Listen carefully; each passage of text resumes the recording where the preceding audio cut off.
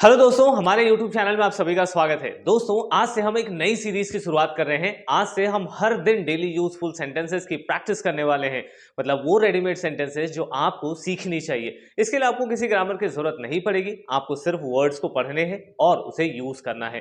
तो चलिए दोस्तों, आज के इस ब्यूटीफुल सेशन को शुरू करते हैं और सीखते हैं कुछ अमेजिंग डेली यूज सेंटेंसेस जिनको यूज करके आप अपनी इंग्लिश को और ज्यादा एडवांस कर सकते हैं। So let's start the video with the first slide. दोस्तों, यहां है हमारे पास फर्स्ट स्लाइड जहां मैं कोशिश करूंगा। ये बहुत कॉमन सा सेंटेंस है जिसका मतलब है मैं कोशिश करूंगा। I will try. क्या कहेंगे? I will try. तो अगली बार अगर आपको कहना है मैं कोशिश करूंगा तो आप कहेंगे आई विल ट्राई। फिर मैं आ रहा हूं, ये हो जाएगा I am coming. I am coming. फिर मुझे भूख लगी है। मुझे भूख लगी है, क्या होगा?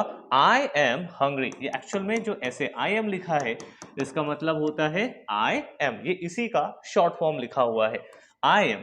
और हंग्री की जगह अगर आप चाहें तो एक और वर्ड है स्टारविंग।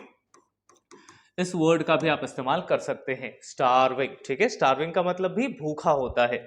फिर मुझे दोनों पसंद हैं। ठीक है, अगर आप किसी शॉप में जाते हैं, किसी दुकान पे जाते हैं और आपने दो चीजें देख ली, दोनों के दोनों ही पसंद हैं, ठीक है, तो आप क्या कहेंगे? I like both. I like both. ठीक है।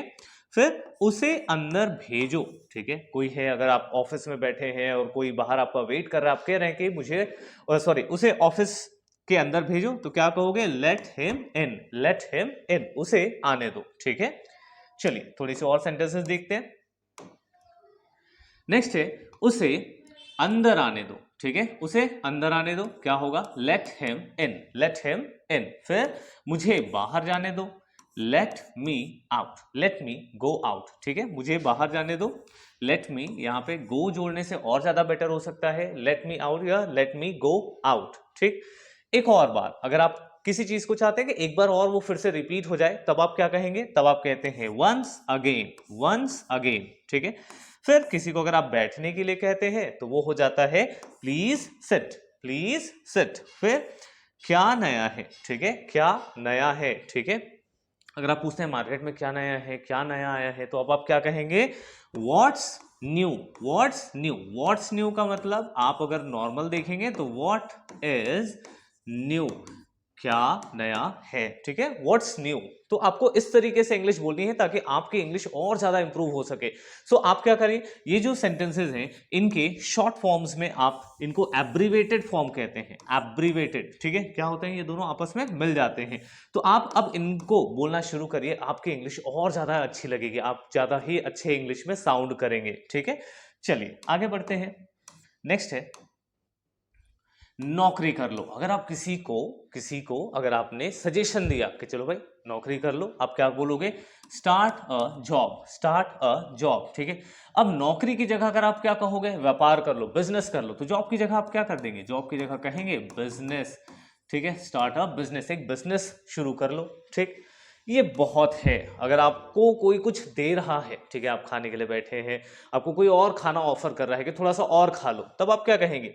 ये बहुत है। This is much. This is much, इतना काफी है, ये बहुत है। ठीक है, दिस इज मच। या फिर इट इज इनफ। ठीक है, काफी के लिए वर्ड क्या यूज करेंगे? इनफ। It is enough. फिर क्या हुआ, इसके लिए हम यूज करेंगे व्हाट हैपेंड। व्हाट हैपेंड, अगर आप चाहते हैं किसी से पूछना, कई लोग इसी को गलत पढ़ते हैं, कई लोग व्हाट हैपेंड कहते हैं।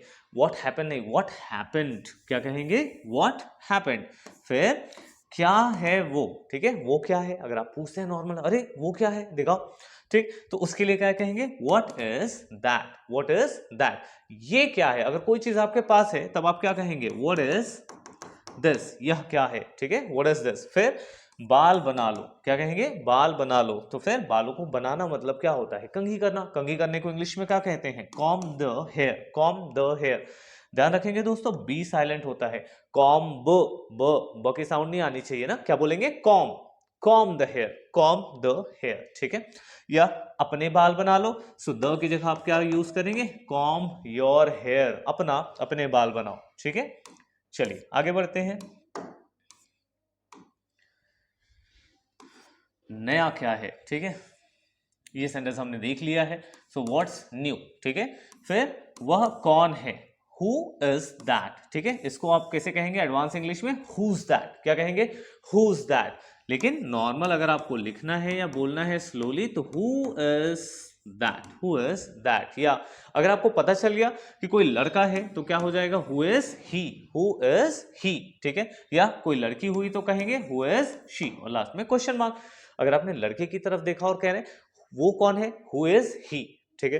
किसी लड़की की तरफ देख रहे हैं और कह रहे हैं तो वो हो जाएगा हु इज शी, या फिर वो क्या है, व्हाट इज दैट, या ठीक है, हु इज दैट। चिल्लाओ मत, ठीक है, डोंट शाउट, क्या कहेंगे, डोंट शाउट। इसी को आप चाहें slowly, so do not shout. But ये जब हम बात करते हैं इंग्लिश में तो आपको इसे यूज करना चाहिए, क्या कहेंगे, डोंट शाउट, ठीक है। फिर वह खड़ा हो गया है, he stood up, he stood up, ठीक है। अगर कोई व्यक्ति है जो अपनी जगह से खड़ा हुआ है तो हम क्या कहेंगे, ही स्टूड अप, ठीक। सो दोस्तों ये था डे 1 जहां हमने कुछ बहुत ही बेसिक इंग्लिश के सेंटेंसेस लिए। धीरे धीरे आपके इंग्लिश को और ज्यादा एडवांस करते हुए हम बहुत सारे एडवांस लेवल के इंग्लिश आपके लिए प्रेजेंट करते रहेंगे। दोस्तों अगर आप चाहते हैं अपनी इंग्लिश को और ज्यादा इंप्रूव करना तो इंग्लिश की कहानियां देखें जो कि हमारे चैनल में है। आप ग्रामर सीख सकते हैं, आप वर्ड मीनिंग्स देख सकते हैं, या इस तरीके के डेली यूज सेंटेंसेस की भी प्रैक्टिस कर सकते हैं। सो डेली हम ये शॉर्ट वीडियो आपके लिए लेकर आते रहेंगे। अगर आप चैनल पे नए हैं तो सब्सक्राइब कर लीजिए, क्योंकि आपके इंग्लिश को इंप्रूव करने के लिए हम तो मेहनत कर ही रहे हैं, साथ में आप भी थोड़ी थोड़ी मेहनत करते रहिए। चलिए दोस्तों मिलते हैं अगले दिन और प्रैक्टिस करेंगे इसके आगे की एडवांस लेवल। चलिए बाय बाय।